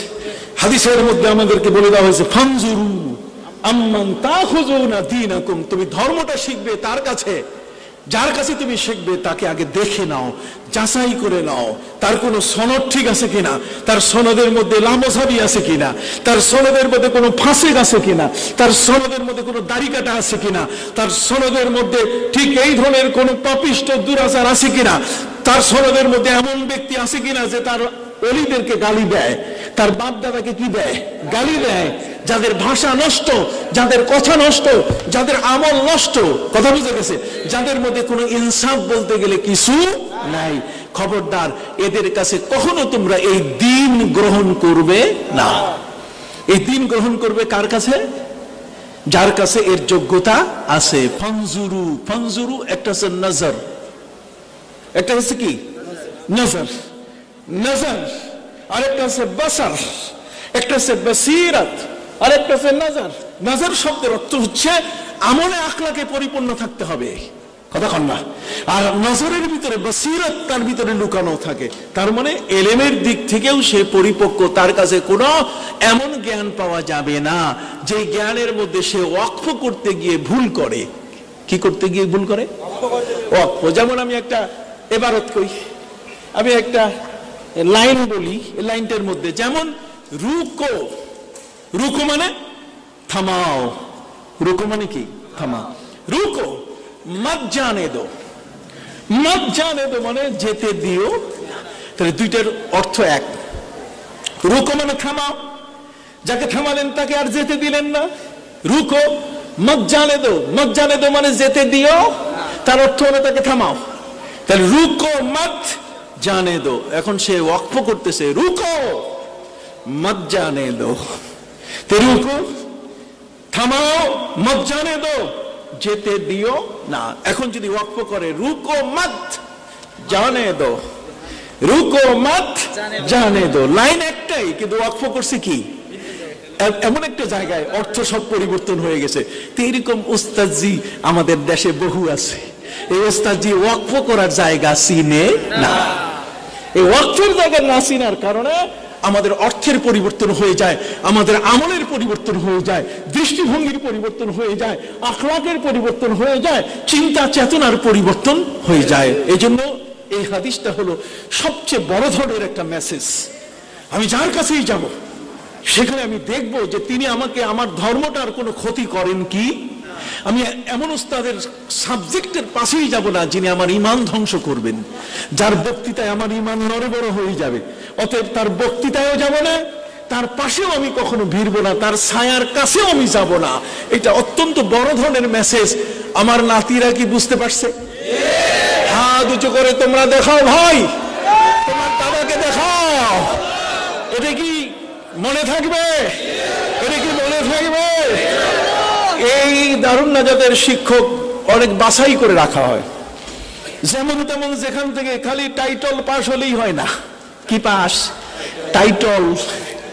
এ খালি টাইটল পাস হলেই হবে না, কতক্ষণ না। এখানে আসতে হবে আমলি মানুষ, আকীদায় পরিপূর্ণ হতে হবে, ঈমানে পরিপূর্ণ হতে হবে, সার্বিক দিক থেকে পরিপূর্ণ হতে হবে, না হলে সে কখনো এখানে দরসগাহে দর্স দিতে পারবে না। আমাদের মরহুম কাত্তারি হুজুর রহমতুল্লাহ আলাইহি দেওবন্দ পড়া মানুষ ছিলেন। কি ছিলেন? দেওবন্দ পড়া মানুষ। তো দেওবন্দ তো আমরা বর্তমান দেওবন্দীদেরকে মনে করি উল্টাপাল্টা, আমরা মনে করি এটা সত্য কথা, এটা হাসা কথা। দেওবন্দ মানে উল্টাপাল্টা, মিলাদ মানে না, ক্যাম মানে না, কথা বোঝা গেছে, ওসিলা ঠিক মতো মানে না, লাস্ট আশুদ্দুর রেহাল ইল্লা সালাসাতে মাসাজিদা, হাদিসের অর্থ এক লাগায় দেয় আরেক, কথা বোঝা গেছে।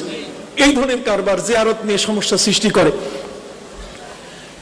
মরহুম খত্তানি হুজুর রহমতুল্লাহ আলাইহির মতো ব্যক্তি সারসিনার সবচেয়ে বড় মাপের একজন সেখানকার ছাত্র শাগরিদ, তিনি ইলমে নুজুম, আকাশের তারকা দেখে বুঝতে পারতেন। আকাশের তারকা, তিনি এমন ছিলেন তার নাম বলে জিন পালায় যাইত। তার নাম যদি বলা হতো কি, জিন পালায় যাইত। তিনি বুকের উপরে, এই যে বুকের উপরে এইভাবে কিতাব ধরে তিনি মুতালা করতেন। উনি বলছেন, আমি আমার কিতাবে লিখেছি, আমার কিতাব আছে এখানে নিয়ে আসছি, আত্মার সংশোধন ও পরিচর্যা, এখানে তার জীবনী আমি লিখেছি। সেখানে ইমাম এই আমাদের উস্তাদ শেখ খতানি রহমতুল্লাহ আলাইহি যখন কোন হাদিসের মর্ম বুঝতে পারতেন না, কোন হাদিসের কোন ইবারতের অর্থ যখন বুঝতে পারতেন না, তখন এই অবস্থায় ধ্যানে পড়ে যেতেন। হযরতে উম্মে সালমা রাদিয়াল্লাহু তাআলা, হযরতে হাফসা রাদিয়াল্লাহু তাআলা থেকে চলে আসতো ওইটার সমাধান, মদিনার জমিন থেকে সমাধান চলে আসতো। সুবহানাল্লাহ। অতএব এই ধরনের বড় মুহাদ্দিস তার কাছে কিন্তু আমরা লেখাপড়া করেছি। ফানজুরু আম্মান তাখুজুনা দীনাকুম। ওস্তাদ যত বড় হবে, পবিত্র হবে, যত আকীদাতমান হবে, যত বড় ধরনের হবে, তার শাগিরদেরও শান ওস্তাদের কারণে কি বেড়ে যাবে। কতক্ষণ দারুন নাজাত মাদ্রাসায় পড়ে যেখানে যাক, দারুন নাজাত ছাত্র, আরে ইন্টারভিউ লাগবে না, পাস। কতক্ষণ। আর অন্য মাদ্রাসা আসলে কয় বেটারে আগে দেখো ওইটা অন্য কিনা, এটা আবার কারো পিছনে দৌড়াই কিনা, আবার লাঠি নিয়ে রাস্তায় দৌড়াই কিনা, কতক্ষণ না, এটা কোনপন্থী, এটা লাঠিয়াল বাহিনী না এটা পাথর মারে, কোনটা, কতক্ষণ। তাহলে এই যে বিষয়টা, দারুন নাজাতের কথা, সারসিনার কথা বললে পরে আর কোনো অন্য কথা বলে না, যেগুলো খাঁটি, এগুলো কি খাঁটি। কারণ উস্তাদ এমন উস্তাদ যে উস্তাদের মধ্যে কোনো ত্রুটি নাই। আর এমন এমন জায়গা আছে যেখানে উস্তাদ কয় বেটা এটা নে মার, কতক্ষণ না, নে মার। ফানজুরু আম্মান তাখুজুনা দীনাকুম, তুমি ধর্ম শিখবে তার কাছে যাকে তোমাকে দেখে নিতে হবে, আগে তাকে চয়েস করতে হবে। খালি সুন্দর সাইনবোর্ড দেখলে তার কাছে যাওয়া যাবে না। কথা কি বোঝা গেছে? কাজী এখানে হাযাল হাদিস দীনুন, হাদিসের এই বিশাল সম্ভার, এটা দিন। ও আম্মা বিনিআমাতি রাব্বিকা ফাহাদ্দিস। অতএব হাদিসের যে বিষয়টা, এই হাদিস ফাহাদ্দিসুনি ওয়া ইন্না মিনাশ শাজারাতান লা ইয়াসকুতু ওয়ারাকুহা ফাহাদ্দিসুনি মাহি। তার মানে হাদিস কাকে বলে, এই হাদিসের ব্যাখ্যা তো নবী সাল্লাল্লাহু আলাইহি ওয়াসাল্লামের যুগেও ছিল, কতক্ষণ না। ইমাম বুখারী আলাইহির রাহমা কিতাবুল ইলমের মধ্যে সেখানে কাউলুল মুহাদ্দিসে হাদাসানা ওয়া আখবারানা ওয়া আমবানা অনেকগুলো কথা তিনি সেখানে নিয়ে এসেছেন এবং সাহাবায়ে কেরাম থেকে এগুলো এসছে। অতএব হাদিসের যে বিষয়টা, হাদিস হচ্ছে নবী করিম সাল্লাল্লাহু আলাইহি ওয়াসাল্লামের যে বাণীগুলো, সেই বাণীগুলো যেগুলো তিনি তার কথা, কাজ এবং মৌন সমর্থন দিয়ে গেছেন, সেগুলো অবশ্যই দিন। কিন্তু এই দিনটা অর্জন করতে গেলে যার কাছ থেকে আমি শিখবো সেই মুহাদ্দিসকে আমাকে আগে চিনে নিতে হবে। তার মুখ থেকে যে হাদিসের ব্যাখ্যা আসবে সেটা অপব্যাখ্যা না এটা সঠিক ব্যাখ্যা। আমি কি বুঝাইতে পারছি? যদি এটা মনে থাকে ইনশাআল্লাহ আর জীবনে কখনো কোনো ভ্রষ্টতা আসবে না। আল্লাহ আমাদেরকে কবুল করুন, আমিন। সব সময় সবখানে কাজী টিভি।